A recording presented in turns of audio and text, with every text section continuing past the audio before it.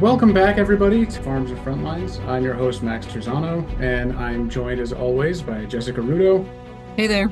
And today we have a very special guest joining us. David Michel is the Senior Fellow for Water Security with the Global Food and Water Security Program at the Center for Strategic and International Studies.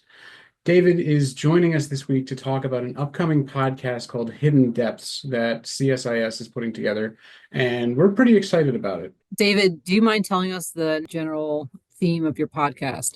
Sure. Thanks so much for having me. I'm really glad to be here. The podcast is called Hidden Depths. It's a six-part series, each episode lasting about half an hour, where we speak with policy practitioners, scholars, journalists about the dynamics of conflict around water systems and resources and the possibilities for cooperation in an informal discussion back and forth, where we can dig into the issues and pursue some unexpected pathways. I am so excited for this. This sounds awesome and really, really interesting. So, to get everybody on the same page, our listeners, how do you define water conflict and water security? Sure. So, water managers, international organizations like the United Nations, for example, typically think of water security as being the capacity of a population to safeguard sustainable access to adequate quantities of safe quality water in order to sustain livelihoods, socioeconomic development, and also for ensuring protection against waterborne illnesses, water-related disasters, and doing this in a way that preserves ecosystems and an atmospheric climate of peace and political stability. So we can think of water security as really having four pillars or four main components: the availability of water resources, access to those water resources, the quality of the water resources, and finally, the governance and management elements of having the institutions, decision-making systems in place to effectively and peacefully manage shared water resources. Water conflict, we think of as armed conflict or physical violence that involves death, injuries, or significant material damage related to water systems or water resources. Conflict can also include significant threats of violence. So think of armed mobilizations or shows of force. And part of the motivation for the podcast Hidden Depths is that water conflicts are actually on the rise worldwide in the past couple of decades. The Pacific Institute, a think tank out in California, maintains a water conflict chronology where they record and catalog incidents of water-related violence. They have almost 1,900, over 1,900 incidents in the record now.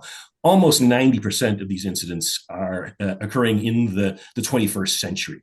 And the trajectory, the curve of incidents has been sweeping rapidly upward. So that in the past couple of decades, the period 2012 to 2021, there were four times more conflict than in the period 2000 to 2011. And 2023 saw 50% more violence and more conflicts than 2022. And 2022 saw double the conflict of 2021. There's reason to be focused on and for policymakers to be concerned about this rise in water violence. Definitely, it doesn't sound like things are trending in a positive direction just based off of the numbers you just gave us. So I think it's pretty timely for your podcast to come out and shine a light on some of these issues. The rates in which it's skyrocketing, that's incredible. And it's telling also that it's not as widely known. Is this one of the reasons you wanted to get this podcast out?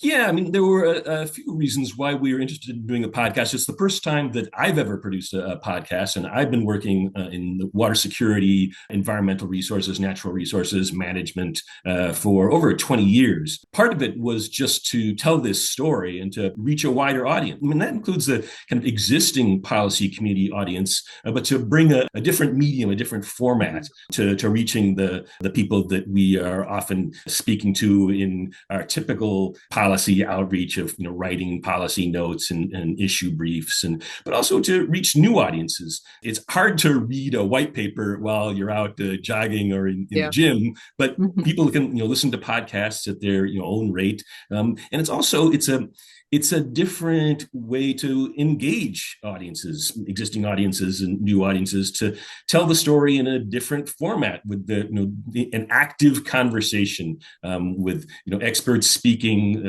to each other, exchanging views, bringing a range of voices and experts to the conversation. I couldn't agree more. That's honestly why our podcast got started, because Yeah. Jess and I were talking and we're like, I wonder if other people would like to hear us rambling about food security as well, because we're having a But good yeah, time, dang it. Love it. Yeah. it's fun for us too. Is Yeah. important to. And I No, mean, seriously. Yeah. it's, Jess and I would talk, and when we first started this podcast, we wanted to do something that could break it down and make these complex topics that, Mhm. you would normally read on like a white paper or something like that, and make it so it was digestible, and people who weren't familiar with the world of food security or water security or international affairs could understand what's actually going on. And I think that's a really important thing, and I'm glad to see more podcasts out there that are doing the same. Absolutely. So water conflicts, as you're talking, is more of a global issue, right? More of a global problem, global security. But me and Max and you obviously feel like this is something everybody should care about. Is there a way you could tie this into everyday life? Water conflict is a global challenge in the sense that it is occurring around the world, Yep. but it's happening not only at the global or the international level of countries competing over shared river basins like the Mekong or the Nile. That actually the greater part of water conflict is at the local community level. Water it's essential to everyday life for drinking, cooking, washing. It's vital to public health. In the United States alone, over 1 million people a year get sick from germs in unsafe water. It's water access, availability, safe water sources are critical to food security, and they're critical to livelihood in communities, societies, at all levels around the world. Something like 2/5 of the entire global workforce works in sectors that are heavily dependent on water, like agriculture, like fishing, forestry, mining, different kinds of tourism that you can think of, et cetera. So water security, or the availability, access to sufficient quantities of safe water, it's a significant measure of what political scientists call performance legitimacy, which means the ability of governments or public authorities to supply important public goods like water. So when governments fall short or struggle in this area, this can generate tensions in communities, at the local level, in everyday life, that can contribute to generating grievances and water conflicts. I mean, water conflicts are motivated often by not so much necessarily the physical aspects of the water resource, but the decision-making, equity, and safety of using that water resource. So when people don't have access to adequate quantities of available water, that's a significant social problem that can play a role in contributing to generating tensions between communities or between communities and government authorities, and therefore driving water conflicts. But the dynamic of water conflicts can also work the other way, that conflicts that may have arisen for other reasons can damage and degrade water security. They can damage water infrastructure and water sources, impacting societies, communities, and livelihoods. There can be dynamics where communities or societies can fall into a downward spiral where frictions over access to, availability, governance, decision-making around shared water resources may contribute to armed violence, to conflicts. Right. But then those conflicts themselves damage social cohesion, damage water resources and water infrastructure, degrade community trust, and make these natural resource problems harder to solve. And finally, conflicts, like some waterborne diseases, can be transmissible, so to speak, that Sure. water conflicts can contribute to regional instabilities, spillover conflicts. They can contribute to population displacements. So, water communities in other localities, other communities, in other countries around the world can have impacts for neighboring communities, neighboring countries, and global society. I've talked about it on our podcast and we had a discussion. I did a lot of research into avocados. In America, we import a multi-million, like millions of pounds of avocados. Avocados are very water intensive crop, that is displacing certain things in the area that it's grown in Mexico, which is making an issue. When I'm eating an avocado in the United States, I might not even recognize that these habits, what we're eating, how we eat, where we get it from, are actually causing or could be the cause of conflict farther out. So the fact that you're talking about that in general and bringing that to a bigger audience is just awesome. So we love all that stuff. But for your podcast, so you had 6 episodes, and the first couple of questions I have kind of go around water, conflict, and security. Yeah. So you hit a little bit on it, but in what ways have we seen water used as a weapon in conflict? Well, the weaponization of water is actually one of the drivers in this rising arc of conflict incidents that we've seen recorded in the past couple of decades. So think of examples like Russia's invasion of Ukraine or the conflict in Gaza, that water systems, water infrastructure are being damaged and destroyed, oftentimes as collateral damage to high intensity military conflicts, particularly in urban environments, but also increasingly being directly targeted. So in the Ukraine war, we saw Russia deliberately destroy the Kakhovka Dam, a major dam on the Dnipro River. And the Dnipro River formed part of the front line at the time that the Russians blew it up. So part of the logic was a military tactic of basically flooding the front line, flooding crossing points where Ukrainian forces could have come over the river. But the same tactic contributes to raising challenges for military forces, military logistics, and Ukrainian society as a whole, because it cut off drinking water, it cut off electricity, hydropower to significant populations in Ukraine. So it was an offensive tactic, weaponizing a water resource to raise challenges for the adversary. Another example is the capture of Mosul Dam in Iraq by ISIS or ISIL or whatever Islamic jihadist denomination that we want to use. But there too, capturing a dam and holding in that way virtually the possibility to flood large areas downstream, militarily, it's effectively a force multiplier. It allows a small force to control or deny to the adversary significant territory.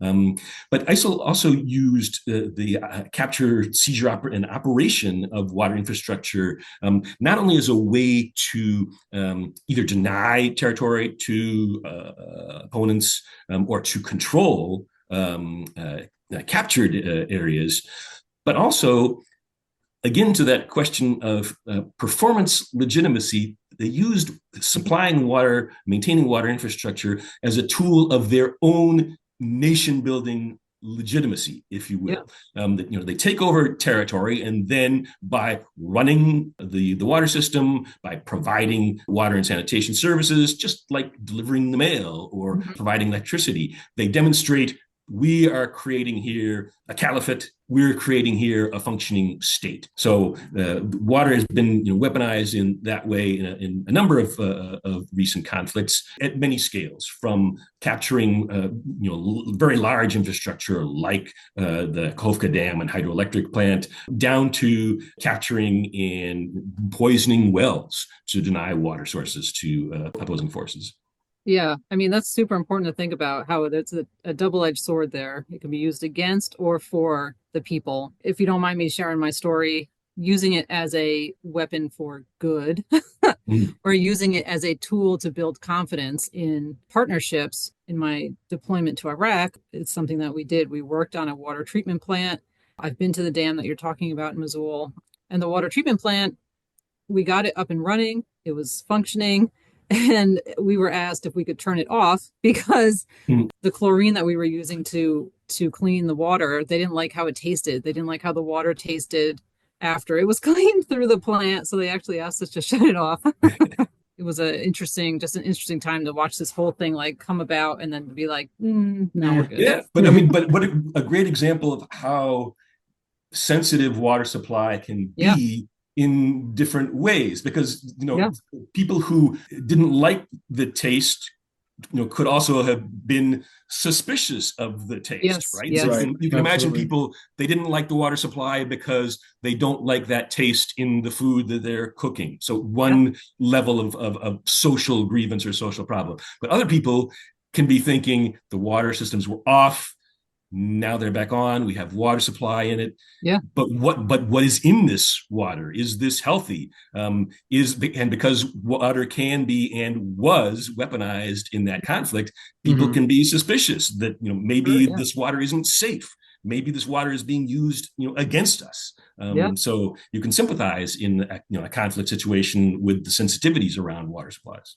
And something that just we did not anticipate or get ahead of was that messaging like, hey, this is what we're doing, this is why we're doing it, this is what we're using. We didn't do any if we did do it, we didn't do it enough. We didn't do it in an abundance that the message got out to the people that were going to use that water. So yeah, it's a Yeah, Right. good point. It's a just going back to like we just take this for granted, but there is so much that goes around like just being able to have drinking water. Yeah. yeah, and that messaging that you raise, it Yeah. can be an element of the weaponization of water Yes. systems, Right. and we Exactly. may talk a little bit more about this later, but we do see that in Ukraine, where in addition to explicitly targeting water infrastructure and treatment plants and pumping stations, that Russian forces are also circulating disinformation or misinformation about water supplies, that the water isn't treated, that the water isn't safe, again, as a way of degrading social cohesion, of putting pressure on Ukrainian forces and Ukrainian society. And because water is so vital to everyday life and so sensitive, that messaging can itself be a tool and a tactic in conflict. Yeah. Our last guest actually just said that he talked about like the propaganda war that's happening in Mm. Ukraine, how they were putting out the messages that, yeah, actual or perceived, the water was poisoned. Yeah. Mm-hmm. Yeah. And speaking of Ukraine, the main things we talked about with Dr. Vitaly Donkevich, one of your colleagues at CSIS, Mm-hmm. we talked really about how their agricultural industry was affected and how Ukraine provides a lot of food for a lot of people around the world. So obviously having their agricultural sector impacted the world at large. How do water-related conflicts impact global and regional stability? And is it the same way? Is it larger, smaller, or does it just vary depending on where you're finding the conflict? Varies on the location and the scale of the conflict, but certainly that example is one element of potential global, regional, geopolitical ramifications, that some 30 or 31 different irrigation schemes in Ukraine depended on water from the reservoir held back by the Khovk Dam. So targeting the dam is a way to target Ukrainian agricultural production, is a way to target Ukrainian agricultural exports, is therefore a way to target Ukrainian revenues, the resources needed to prosecute the war, but also to stir this risk of food insecurity for the countries that were importing from Ukraine. And then, in addition to targeting Ukrainian agricultural production, Russia also stepped into that equation when Ukraine could no longer export to its usual markets. The Russians offered to supply grain to those importers. Itself, a geopolitical tactic of building relationships with those importing countries and of turning opinion and making the situation more difficult for Ukraine. But a number of different pathways that water-related conflicts can impact global and regional stability at different scales.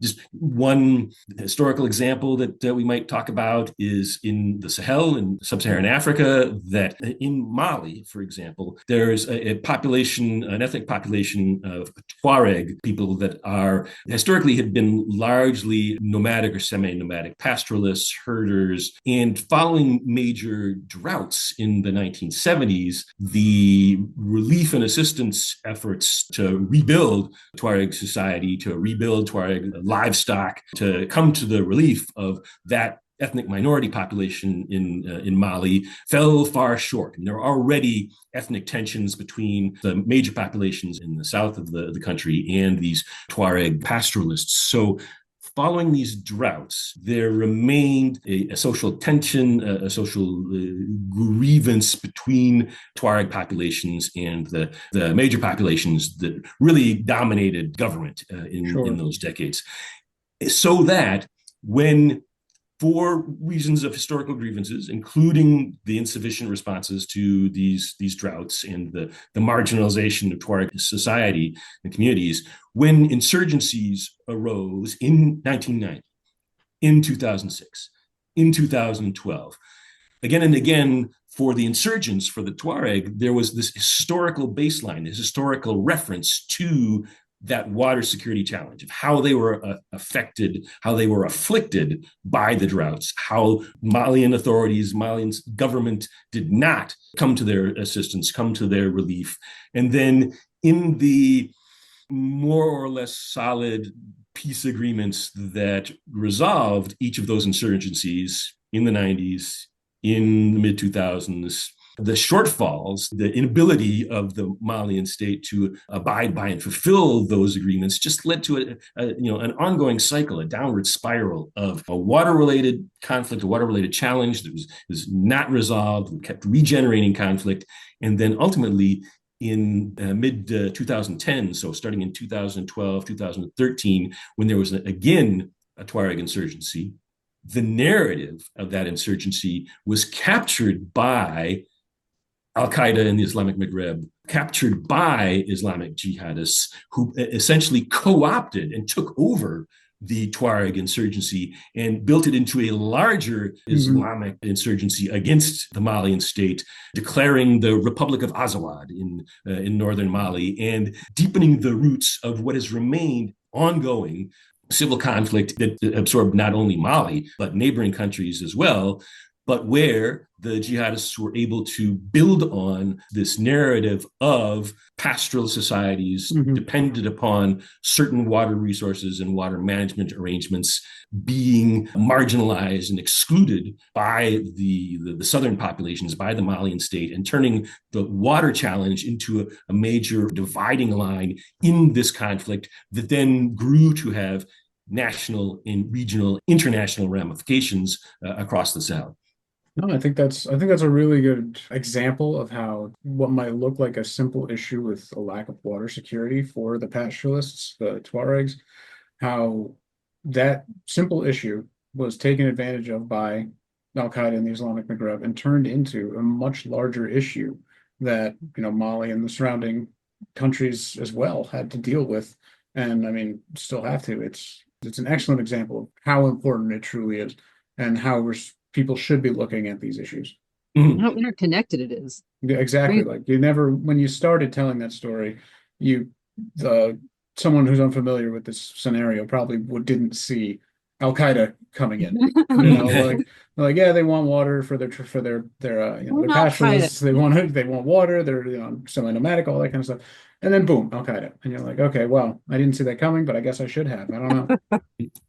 Yeah, and often the pathways are complex and can leap from water to other fault lines in societies, or can operate through, let's say, non-water related pathways. So, another conflict of geopolitical ramifications is on the Nile, where Ethiopia is building the Grand Ethiopian Renaissance Dam upstream on the Nile, and thereby potentially threatening the water resources in Egypt downstream.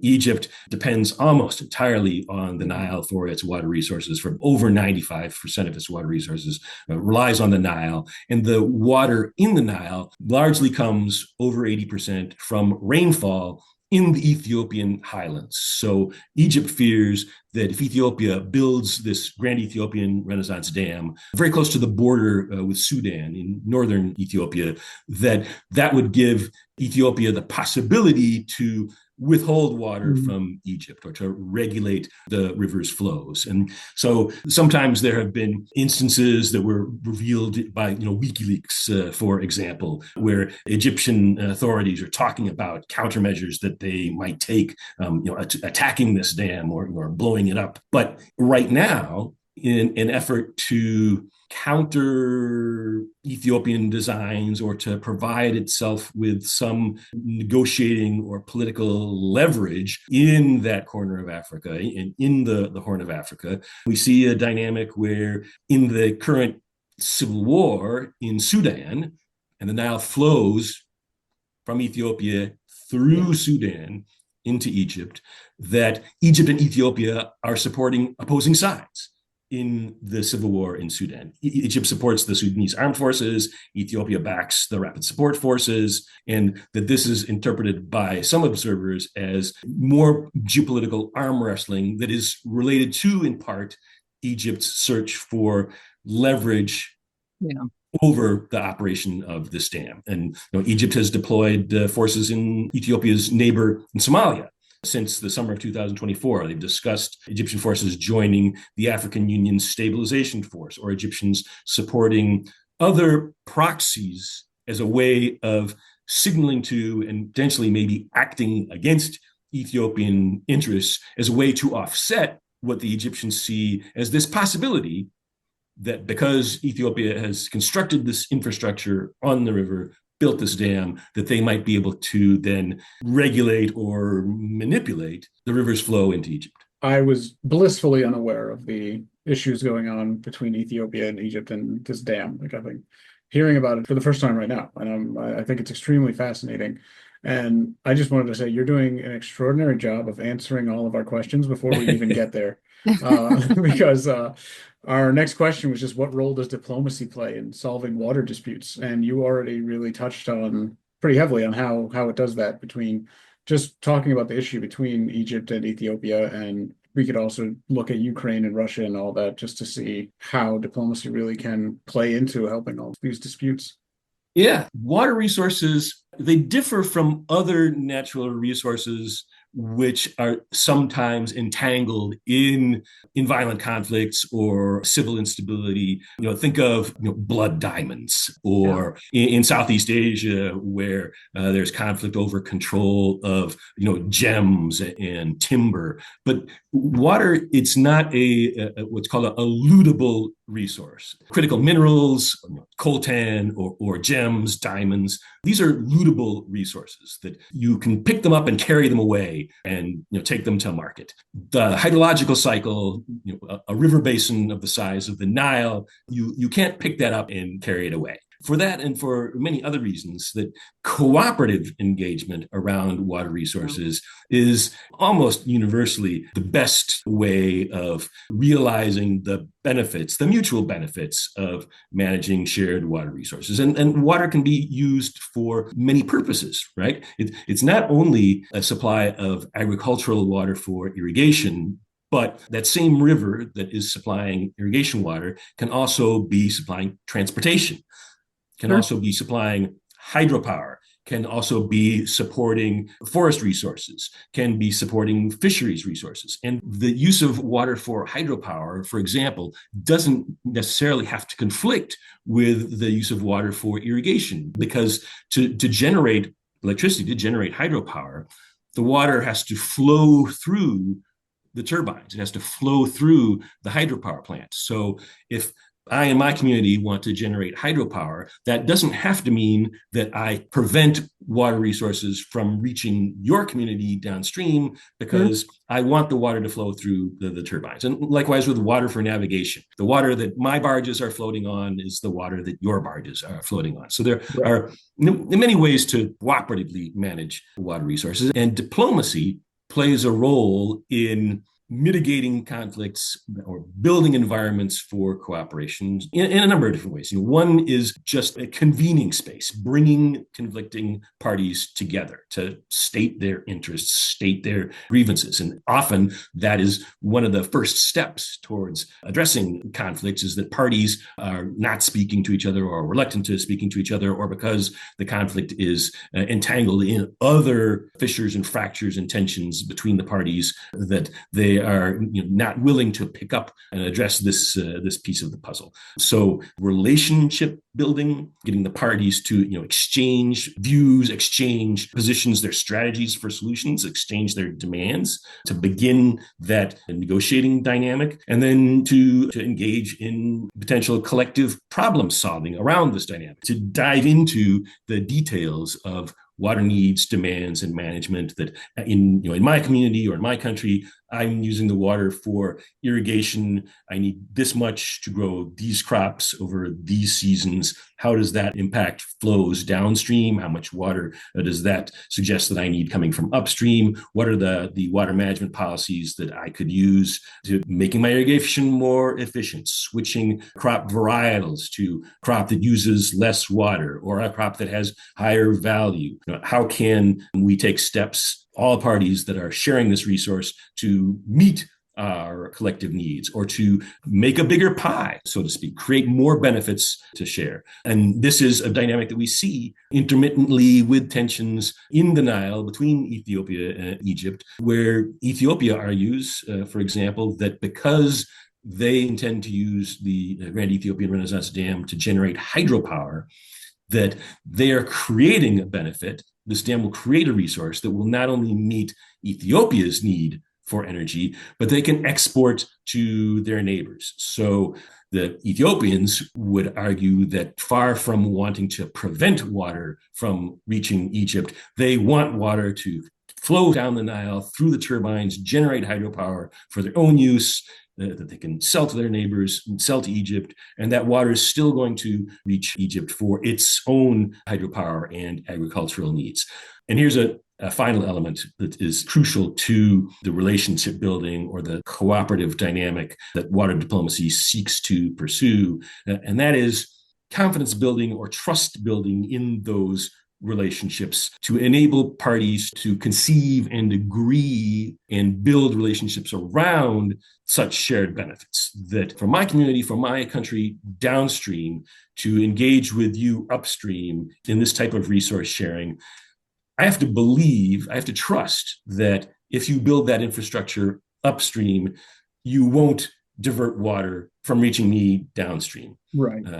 And because water resources are so crucial and so sensitive and so vital to economies and societies, if I downstream don't have that trust, all I will see is that infrastructure, that dam that enables you, if it's your intent, if it's your policy, that infrastructure that you are building now, that would enable you to divert water. Right. So addressing water challenges, addressing water security challenges, it can create water security dilemmas, an idea that we can borrow directly from the national security sphere, where a measure that you take for defense can look to me like an offensive weapon, right? Sure. Yeah. A country or community might build a dam to create more water storage. They want to be able to feed their communities, to irrigate more crops. So they build a dam to generate these benefits of hydroelectricity and irrigation water and flood protection. But for other water users dependent on those same resources, water users downstream, creating the infrastructure and taking the steps to generate those benefits, to me, that can look like it's creating water risks. Like that's deepening my water insecurity, because now you have capacities, abilities, potentially to change the timing, to change the quantity, to change the quality of the water that reaches me. And that the only way to address those mutual challenges is through diplomatic engagement. That's such a crazy thing and such a deep idea to contemplate, the idea of trust between nations based around a critical resource. That's just a lot, right? It's asking a lot and a lot to think about, but necessary for things to just happen. It's a really interesting thought to just ponder. Everything we've talked about has in some way or another is a part of your episodes where your listeners are going to hear a lot more from really interesting guest speakers as well. What was one of the more surprising things that you learned throughout making this podcast?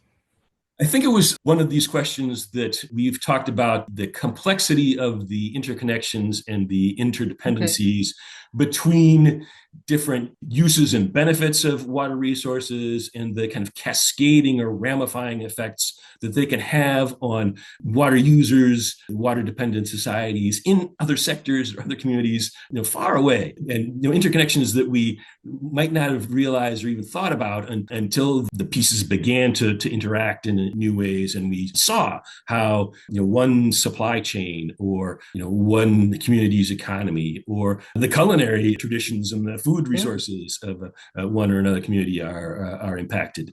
It kind of recalls the idea of the butterfly effect, that a butterfly flaps its wings somewhere over the Indian Ocean and there's a hurricane in the Caribbean. Not all ramifications are that dynamic, but and I was and I knew from my own work about many of these interdependencies and interconnections, but just when you open the hood and start looking at this global water engine running with all its ramifications, you see so many new interconnections.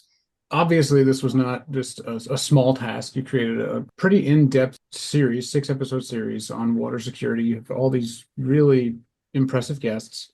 So what do you hope listeners take away from your discussions on water security? Well, for most listeners, I think, but not necessarily for most people in the world, but for most listeners, we have secure, stable water supplies that will think about water security or water insecurity if there's the flooding that followed hurricane reaching Western North Carolina, or when water quality is not assured in a community like Flint, Michigan. That's some event that's kind of outside of our usual experience, or in another community will point out to us some of these interdependencies, some of these sensitivities. But most of the day, for most of us, the water is just as close and as safe and as stable as the nearest tap. But for much of the world, for many communities, that's not necessarily the case. That some 2.5 billion, 2.4 billion people around the world don't have regular access to improved, clean, safe sanitation services. Around 800 million people to 900 million people don't have access to availability of safe, clean, improved water source. So they are at risk of these dangers and challenges to health, to food security. Think if you don't have clean water, then you can't prepare lots of safe foods. If you don't have access to enough clean water, you can't grow the foods or water the livestock that supports not only your diet but maybe supports your livelihood. I mean, one of the stories and aspects of water security in its relation to different communities, different livelihoods around the world, it revolves around the question of food security. That many times we think of food security in terms of availability and access for our own or an individual's consumption. Right? Am I getting enough food? Am I getting the nutrients that I need? Are food products available to me, to my community? But another big element of food security, agricultural production, is that for farmers, for producers, food security is a matter not only of producing the food product, but it's also their livelihood. It's at the root of their communities. So an agricultural community, a farming community may have food for its own sustenance, but if larger food security or if water security is compromised so that farming community cannot produce enough food or the same crops that it ordinarily would produce. That's not only a question of consumption food security, but livelihood food security, because the agri-food system, the agricultural production that is their livelihood, that is part of the fabric of their community, is now compromised. So it's visualizing those types of interconnections and risks and opportunities, solutions. How do we address those types of challenges? Right. That is, been such a big part of creating this podcast.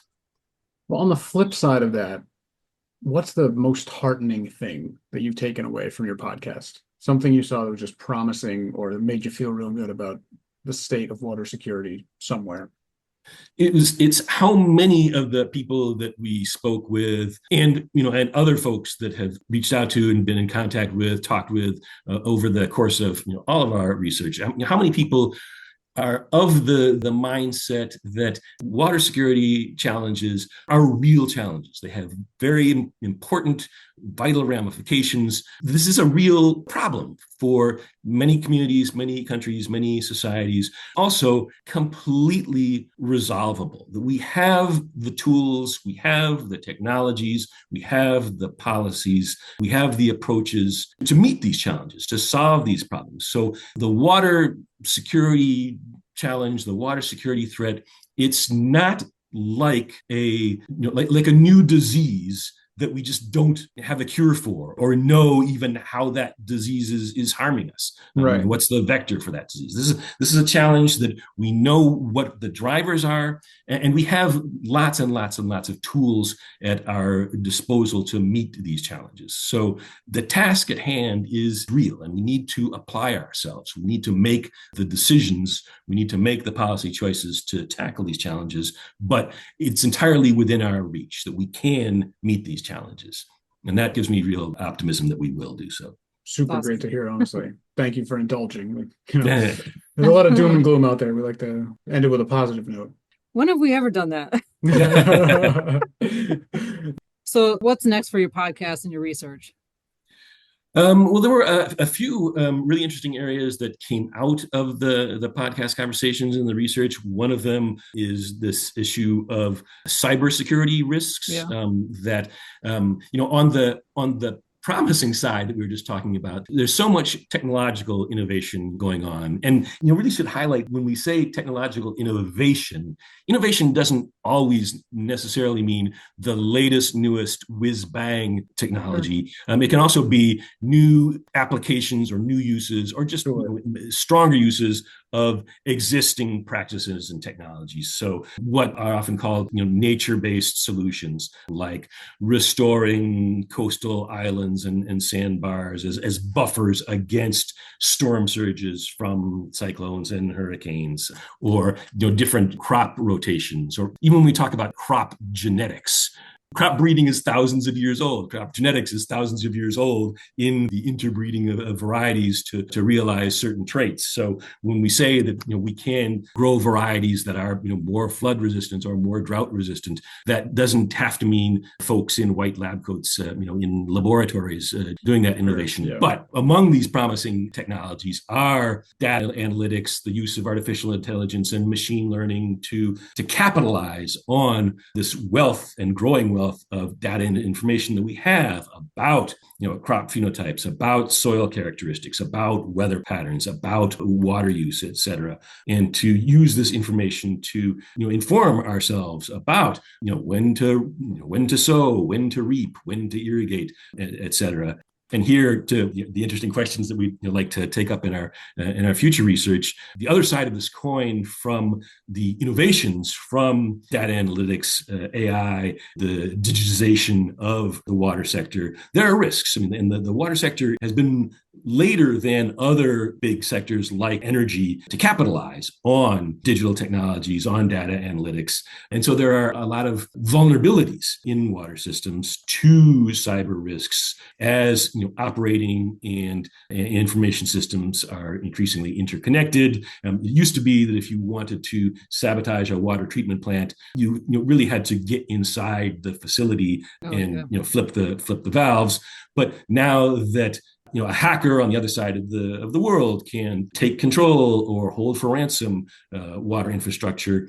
And the sector is growing to apprehend and address those risks. But the challenge is evolving as the technologies evolve. One of our speakers was pointing to the possibility that where artificial intelligence can be used to enhance secure systems in this environment, malign actors, cyber criminals, or state-backed hackers can employ that same tool to probe for, explore, and exploit security weaknesses. He called it adverse AI. So there's a very interesting line to pursue there.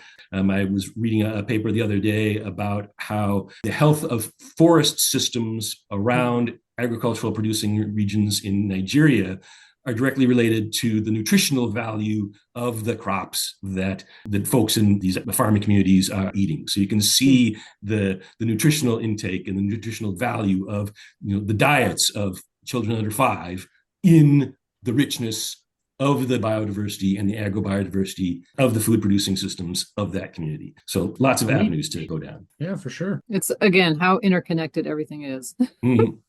I think we always come back to that. It's especially diving into how it connects to food security and, like you said, agribusiness and all that kind of stuff. So it's crazy. I'm really looking forward to hearing it. When does your podcast come out? It's going to be released in a couple of batches. We're going to release the first few episodes in the week of March 10th, and then we'll release a couple episodes every 2 weeks after that. So all 6 will be out by the middle of April. We look forward to listening to it. Yeah, me too. Available everywhere. Available where you get your podcasts. Hidden Depths. Yeah, look for it March 10th. Awesome. Well, thank you. Absolutely. Thanks so much for having me. We do this because we find it fascinating, and we hope you do too. If you did, please rate and review our show wherever you get your podcasts to help us grow. And if you haven't yet, you can sign up for our bi-weekly newsletter with episode descriptions, guest bios, and more at farmsandfrontlines.substack.com. Thanks for listening. We'll see you next time.